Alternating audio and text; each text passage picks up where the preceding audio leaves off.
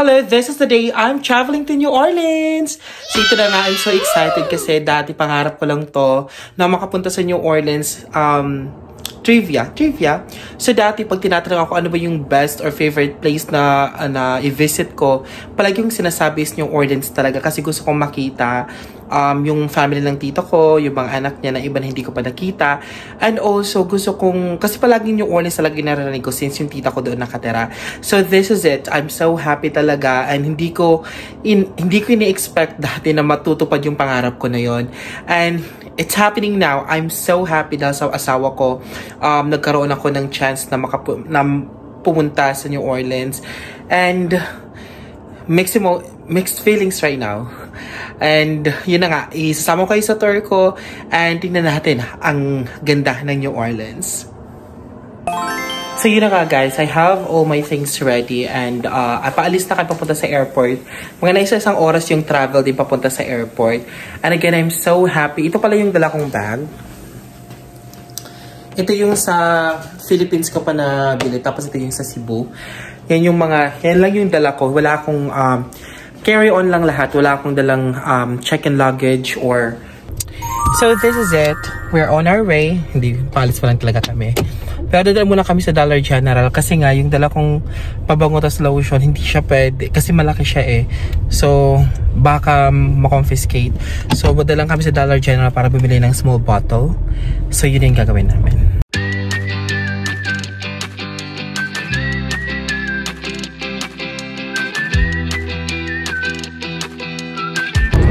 So we are on our way to the airport.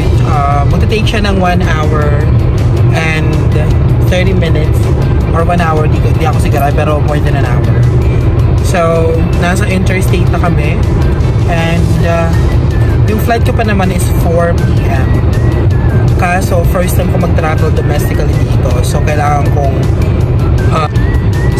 mag-travel dito domestic, so kailangan ko maaga para at least malaman kung saan yung gate ko.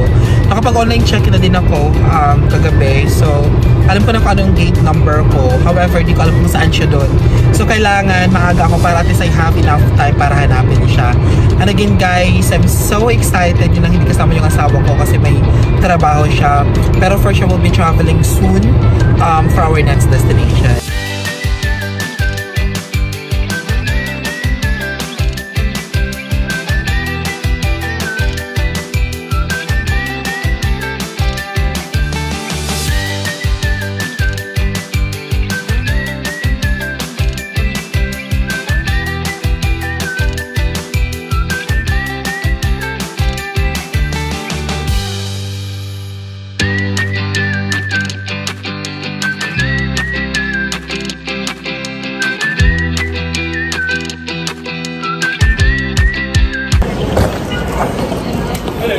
So, nandito na ako sa airport. Hinahanap ko lang yung airline kung saan ako sasakay. Spirit yung sasakyan ko. So, dito ako.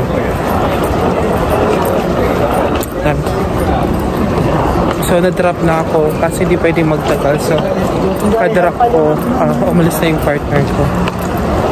So, ngayon, pumunta ako ng lane ng Spirit para pero nakapag-check-in na ako eh. So, tingnan ko. First time ko naman travel ng domestic dito sa US. Hindi ko masyadong alam. But I'll see. I'll check. No, so, hindi na pala ako maglalay doon kasi nakapag-online check-in na ako. So, ngayon pupunta ako sa gate ko. Yung gate ko is C8. So, hahanapin ko lang siya. Easy. So, dira-diretso lang ako. C8. Laki ng airport kasi. But I'll be fine. So, tinitingnan ko lang yung mga sign, yung mga signage nila. Kung saan yung way papunta sa mga gate. Kasi sa dito, to all gate. Sa dito ako pupunta. Dito ako papasok.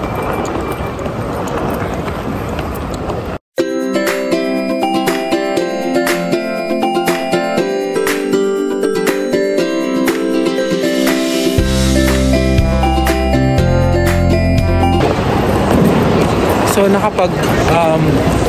tapos ako sa scanner. Pupunta na ako dito sa gate. Yung gate ko is C8. Spirit. So, hanapin ko siya. Flight 1302. Yung flight ko.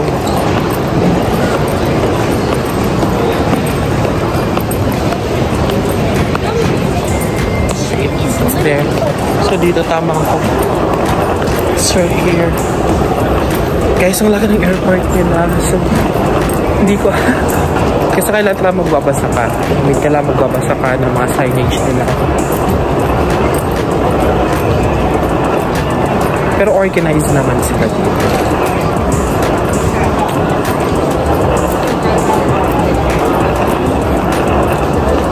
They're very organized.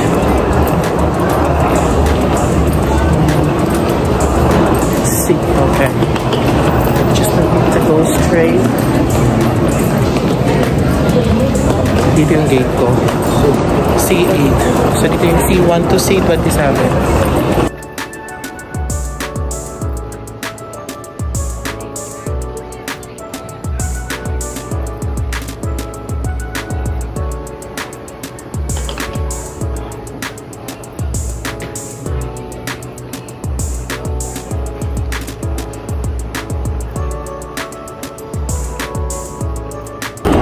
So yun na nga guys. May mga paliko-liko pala dito. So dire-diretso lang ako. Nasa C15 or 18 na ata ako na gate. Sa C8 yung gate ko. So kailangan ko bumalik. Pero ngayon nasa tamang gate ako. Nandito na ako bababa.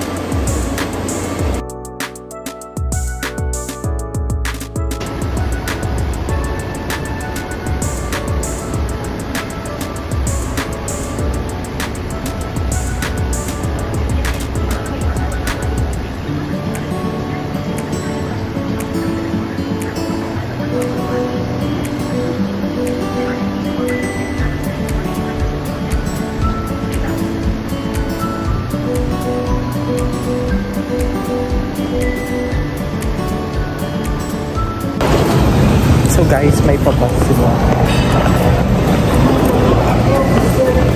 C4 to C7 ako dito. Meron silang pabas galing doon sa isang so kailangan mong sumakay ng bus para makapunta dito sa terminal na to. So dito na ako mag-wait up until mamaya. 4 pa naman yung flight ko. However, mas okay na if maaga ako para hindi ako ma-rattle or maano sa kaantay. Pero nandito na ako sa gate. Nahanap ko na yung gate. I'm happy. Yeah, I'm here na.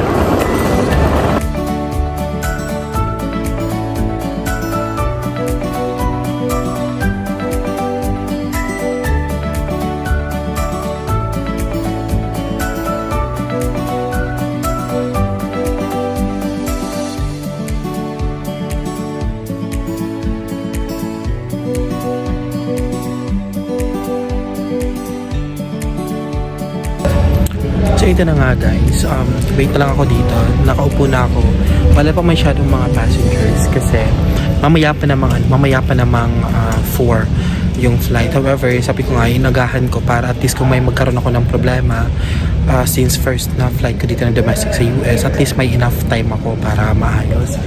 And ganito pala yung mga tao.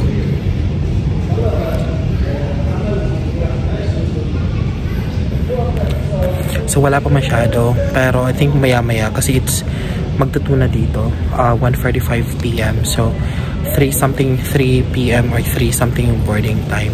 So maya-maya magkakaroon ng maraming mga passengers niyan. And I'm so excited for my New Orleans trip.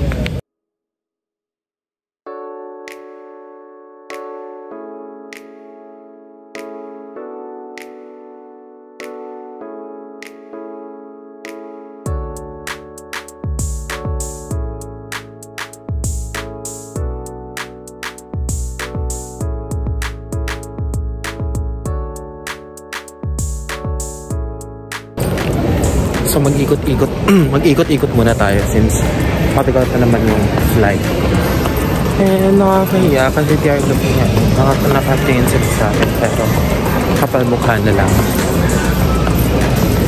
Matagal pa. Wala masyadong tao dito kasi nakaseparate itong gate na to doon sa pinaka main na airport. So kaya sumakay kami ng bus kanina para ihati dito. So parang yung main airport ata nila is napapalibutan ng mga sub.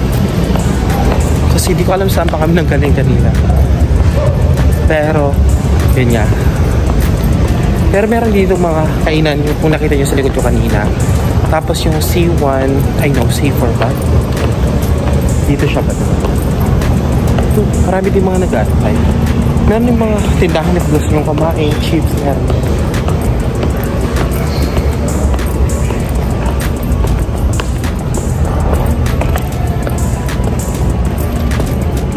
So sana hindi maano yung panahon. So tingnan mo. So waiting lang ako ngayon. Tingnan natin. Ito yung C7. Itong gate yung ng C7. So yung next na gate, yun yung gate ko.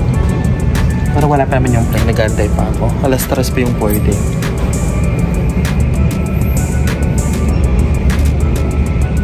Okay. So if makikita nyo, yan yung pinaka main na airport nila ng Nashville, Tennessee. And then malaki yan kasi kailangan pa namin sumakay ng bus papunta dito sa ibang gate. So malaki talaga. Lalo na pag makikita mo sa harap yung gaano talaga siya kalaki. Yan. Mula doon. Punta doon. Meron pa doon. So malaki talaga siya. So dumadami na ngayon tao.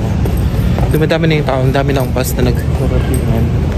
Sakay na tayo ng bus papunta sa province. Kailangan kasi ng bus sa punta. Yan yung tindahan. Ayun yung sinasabi ko mga bus. Yun. Ayun yung mga tinutukoy ko na kung saan sasakay kayo para makapunta kayo dito sa ibang gate. Pero guys, mind you, madali lang mahanap yung mga yung mga gate. Basta magbabasa ka lang. Madali mo mahanap yung gate. Information walang tao. Hindi, marami nakabanday dito. Baka mabash. So marami ng tao doon sa gate ko. So mag-wait na lang ako hanggang mamaya. Tingnan natin.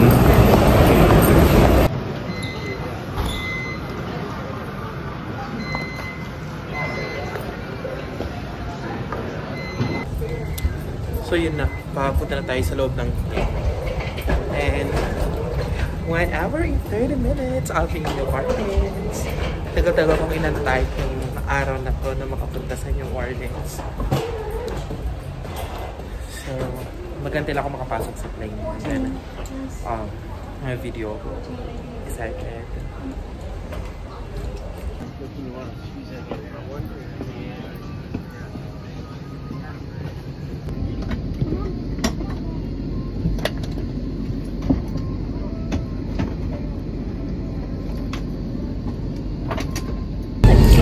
So ito na nga kanina, nag-video ako papasok, tapos may isang babae nasa likod ko. Hindi ko alam, umalis siya sa likod ko. So parang nahiya din akala, baka magalit siya.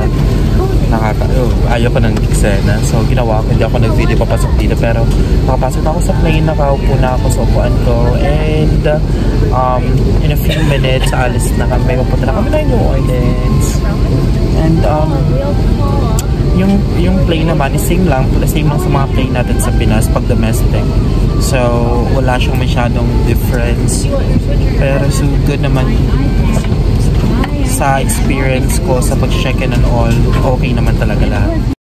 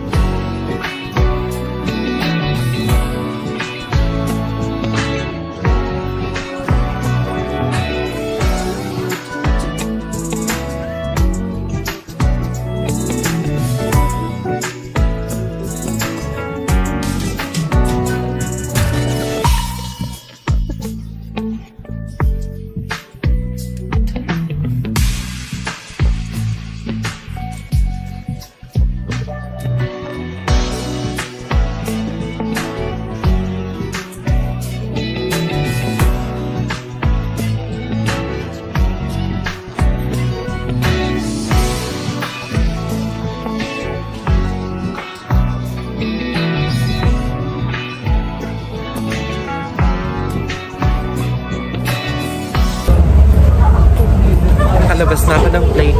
So, mas maga kaming dumating kaysa dun sa arrival time namin ng 20 minutes. So, ngayon naihi muna ako. Tapos, nasa labas na sila dito ko nag-aantay. I'm here in New Orleans. Ilang tayo.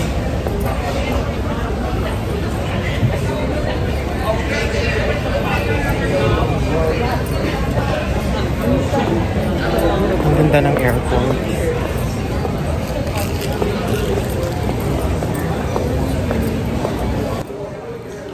Humingi ako.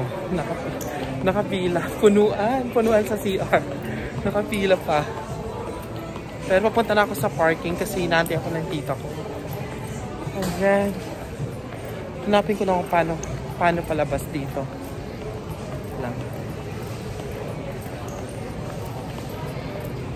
Ang laki ng airport ng New Orleans. Hindi ko alam if mas malaki. Parang mas malaki siya dun sa sa Tennessee na airport. Ang dami mga magta-travel. Ang daming tao.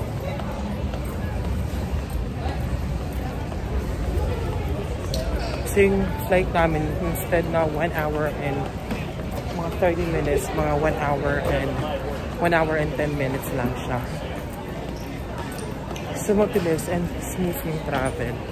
Hindi masyadong I'm here. Nauuhaw ako.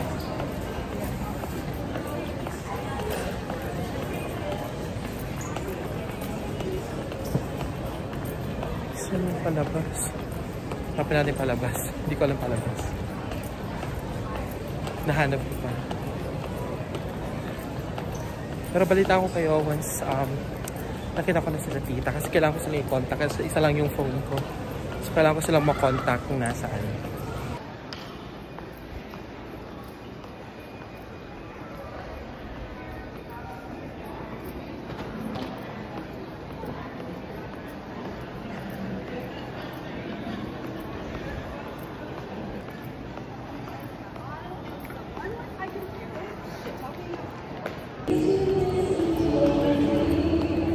Palabas na ako. Hanapin ko lang sila tita.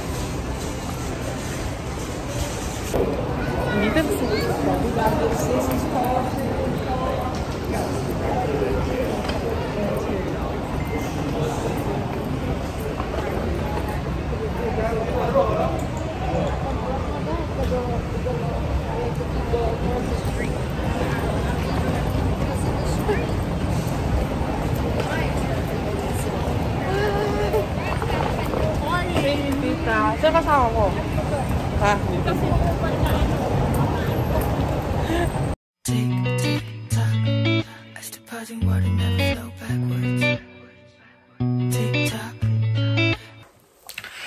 So, nandito na ako sa bahay ng tita ko. And, matutulog na ako kasi kumain kami sa Texas Roadhouse. And then, nag-jamming kami nila tito ko at mga pinsan ko. So, it's time for bed. So, I'm in New Orleans now.